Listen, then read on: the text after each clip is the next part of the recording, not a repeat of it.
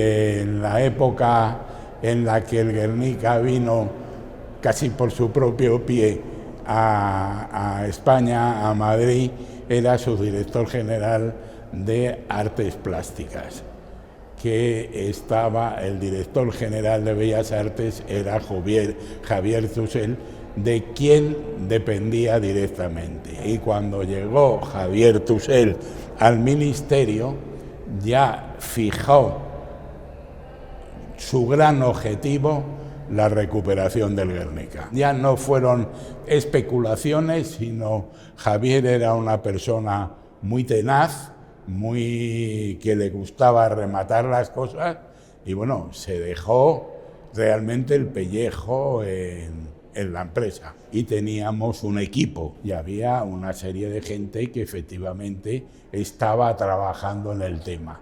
Ahora bien, el tema siempre se llevó con mucha discreción, porque es que era un tema tan candente que cualquier cosa se hacía.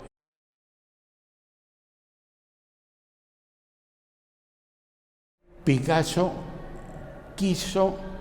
lo único que quiso arreglar de su testamento, el único testamento que hizo fue el Guernica y el conjunto de piezas que él pensaba que debían ir con el Guernica. Picasso tuvo mucho cuidado en delimitar lo que era el Guernica y lo que eran las obras que acompañaban al Guernica, porque Picasso tenía una mente muy museológica y para que se entendiera, él hizo una selección de obras. En esas obras había bocetos, que había bocetos sobre tela, sobre madera, sobre papel. Y luego, además, Picasso puso una serie de obras que después del Guernica, lo que se llamó el postscriptum o postscripta, que son sobre todo las mujeres llorando, que son las que considera que completan el ciclo.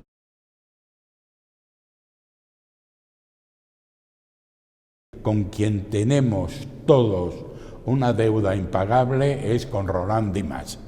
O sea, Roland Dimas fue el que se llevó el gato al agua, el que hizo que Picasso, aunque le daba de entera, hablara de unas cosas después de la muerte, y cuando terminó del Guernica y de todas las obras complementarias le dijo: ya está, ya no me hable nada más. Lo que queda, que los herederos se apañen por su cuenta.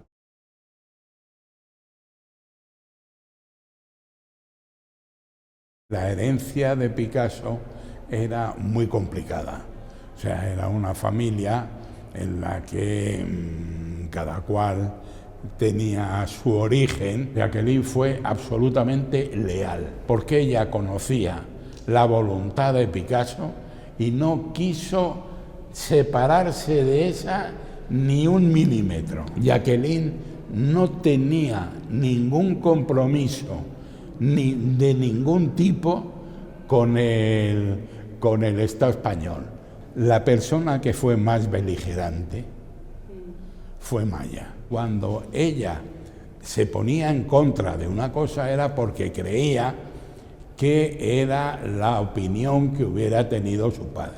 Bueno, pues al final terminamos muy amigos de ella. Hubo que convencerla que la monarquía española pues era, bueno, no era una república, pero como si lo fuera.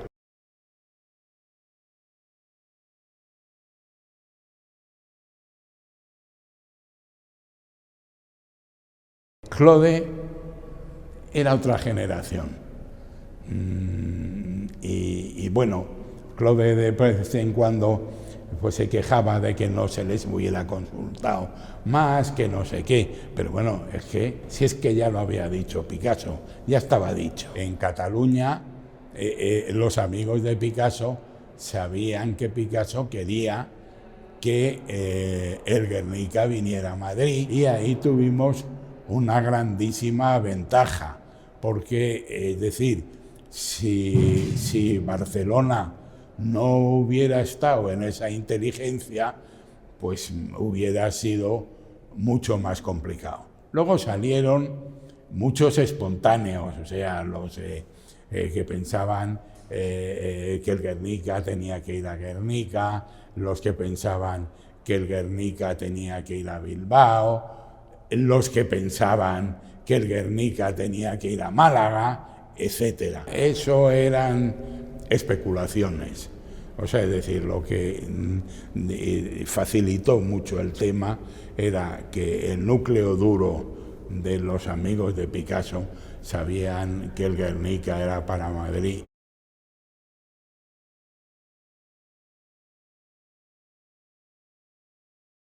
En España no teníamos la sensación de estar despolitizando el Guernica.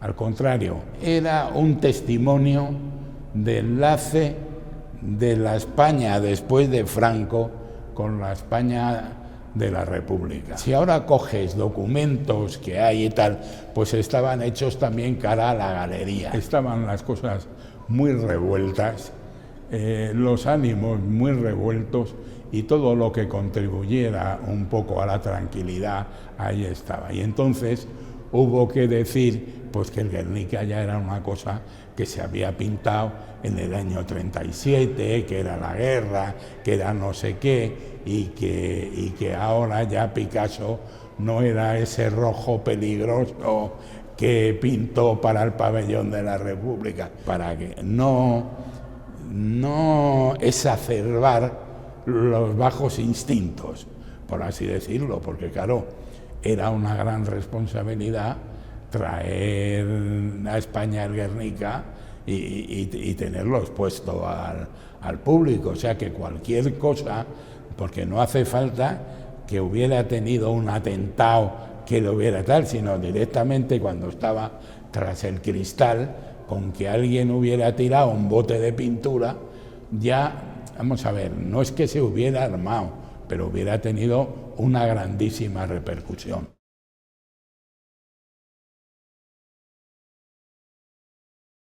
El éxito de la operación fue que se llevó muy discretamente en un grupo muy reducido. Y además las personas, se consultaba a las personas, por ejemplo a Dominique Bosseau de París y no sé qué, hasta cierto punto, pero cuando ya se había acabado, ya no tenía nada que ver, porque era un tema directamente entre España y el MoMA. La declaración del Senado fue importantísima, pero a la hora de la verdad no era práctica, porque el MoMA mantuvo siempre que era una institución privada y que ahí la administración americana no podía intervenir. Hubo un momento en el que todo se fue haciendo más sencillo. La clave del éxito con el MoMA fue nombrar a Cyrus Vance, que había sido secretario de Estado con Jimmy Carter. Cuando le nombraron como para intermediario o asesor o lo que fuera, dijimos, bueno, nos hemos caído con todo el equipo, porque claro, un señor que ha sido secretario de Estado, es decir, que ha llevado la política exterior de Estados Unidos, pues bueno, pues fue providencial. Y al final les dio un dictamen que fue: mirad, este cuadro es de España, no porque lo haya dicho el Senado, que también, sino porque es así, porque está bien explicado en lo que dejó Picasso de testamento.